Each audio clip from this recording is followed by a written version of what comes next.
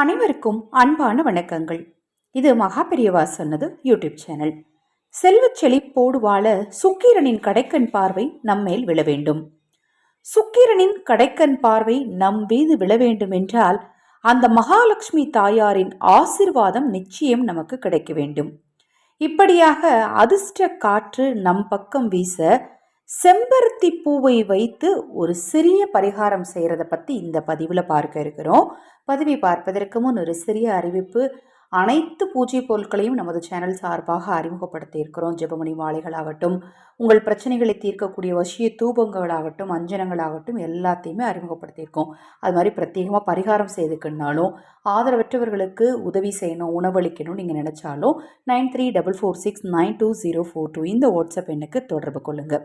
சரி, இப்போ இந்த பரிகாரம் செய்கிறதுக்கு தேவையான பொருள் என்ன, எப்படி செய்யணுங்கிறது பார்க்கலாம். பொதுவாக செம்பருத்தி பூவுக்கு நல்ல விஷயங்களை வசியம் செய்யக்கூடிய தன்மை அதிகமாக இருக்குது. குறிப்பாக செம்பருத்தி பூவுக்குள்ளே இருக்கக்கூடிய மகரந்தற்கு அதீத சக்தி இருக்குன்னு சொல்லப்படுது. எப்படி குங்குமப்பூவுக்கு சக்தி இருக்கோ அதை விட பல மடங்கு இந்த செம்பருத்தி பூவின் நடுவே இருக்கக்கூடிய மகரந்தத்திற்கு இருக்குது.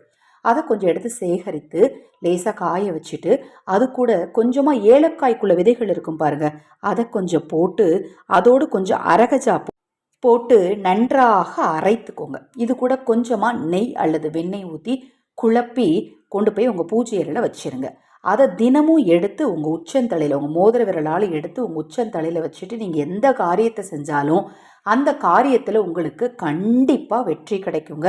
ரொம்ப எளிமையான இந்த சூட்சமத்தை செய்கிறதுல உங்களுக்கு ஏதாவது சந்தேகம் இருந்தாலும் வாட்ஸ்அப்பில் கேளுங்க. தொடர்ந்து நம்ம சேனலை பாருங்கள். இன்னும் எண்ணற்ற பதிவுகள் தொடர்ந்து வர இருக்குது.